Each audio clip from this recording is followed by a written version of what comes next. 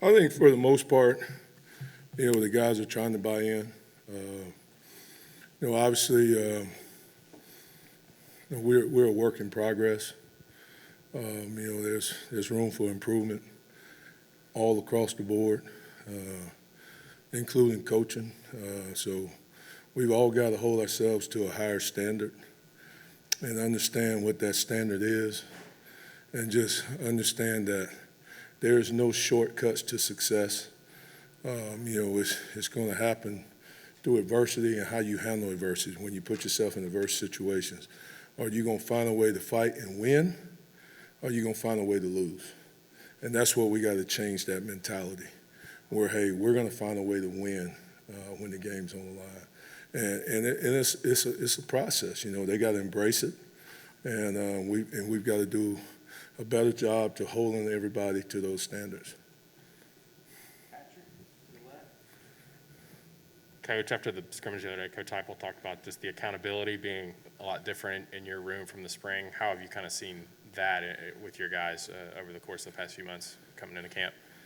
Obviously, I've seen growth out of the room, but we still have a long ways to go, and that's the thing that everybody needs to understand.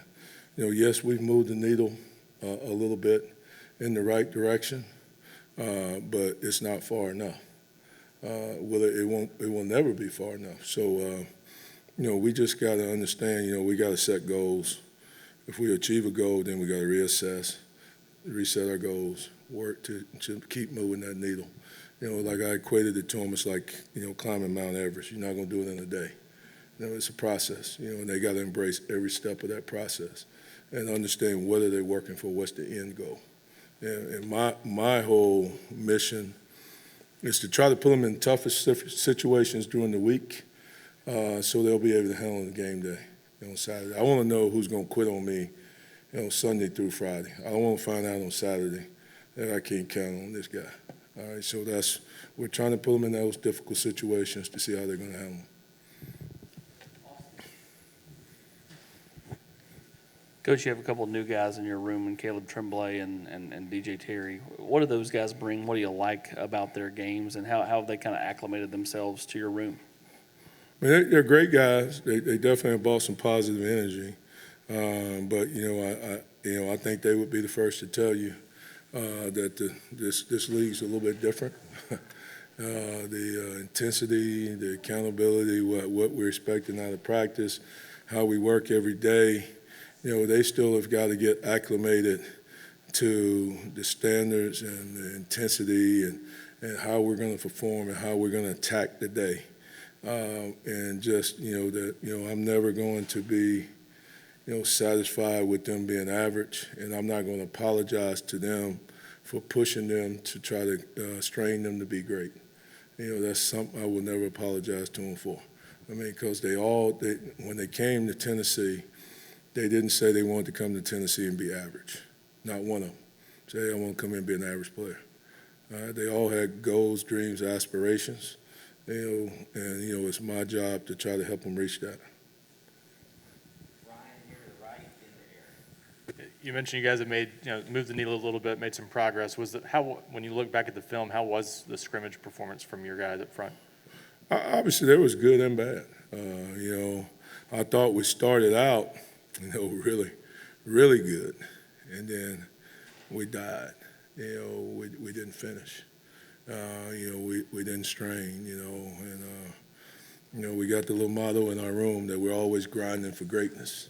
The only way you're going to achieve greatness is you got to grind for it. You got to strain. And like I tell them, we all have to become comfortable being uncomfortable, and that's what we're trying to do. So we started out really good, did some real good stuff, and then at the end we sort of tailed off, and that's where we got to learn how to strain and fight through. What have you seen from Elijah Simmons so far during camp? He had a good spring, got banged up a little bit, and where's he at right now? Trick question. Elijah, he's working. Obviously he's got to get himself in a lot better shape. Man, he's got to have more self-accountability. I do think Elijah has a skill set that he could be successful in this league. But, he's got to be more accountable to Elijah first.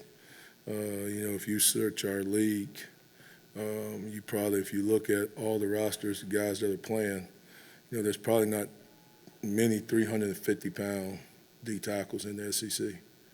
Man, those days, Mount Cody days are gone, over with. Okay, so, he's got to get himself, in position where he can help this team because he definitely has some talent. So, he's just got to have a lot more self-accountability.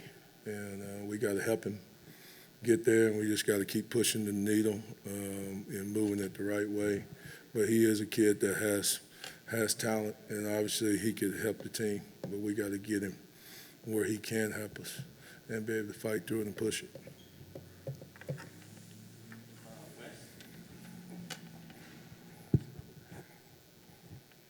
Rodney, you talked about the guys not straining toward the end of practice or the scrimmage. Was that across the board, or were there a few guys who sort of set an example of the way you want to finish? Well, we don't win and lose together. I mean, so if one of them's not doing it, we all ain't doing it. The chain is only strong when it's the weakest link, right? So, like I told them out there today, they can kill us off one by one. So if we're splintered like that, we got zero chance. So we got to stay together as a unit, and we got to finish together, and we got to learn to finish. The Tennessee way. It's not the Matt Butler way. It's not the Byron Young way. The Tyler Barron way. We're gonna do everything the Tennessee way, and that's the right way.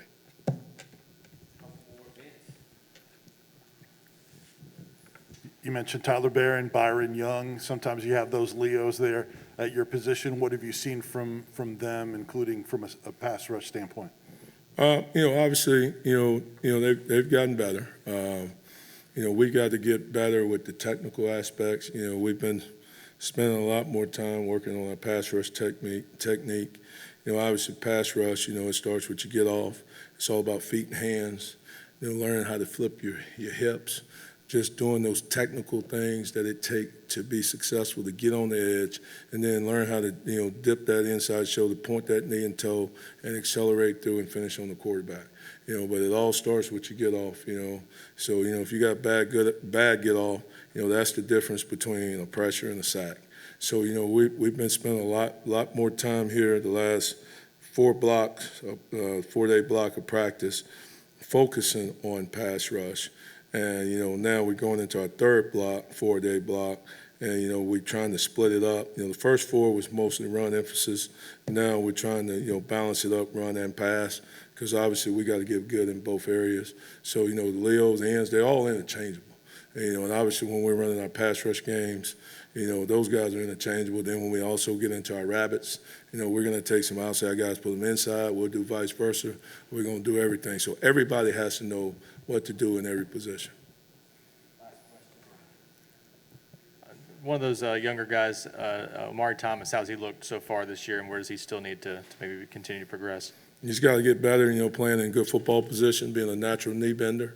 Obviously, he struggles. He's a taller guy. He's got to learn how to play behind his pads. And that's something that I'm stressing to him every day. Obviously having Richard Seymour, Marcus Stroud, Derek Brown, I've had taller guys, all right? So, they have to be very, very, very conscientious of their pad level. So even when he thinks he's low, he's not low. He needs to get lower. And it has to become more natural, okay? So, he can't be a waist bender. He has to be a knee bender. So now he can move, change direction, and do the things in a football functional position, that D lineman can do it and change all the different directions and do the things that we're asking them to do.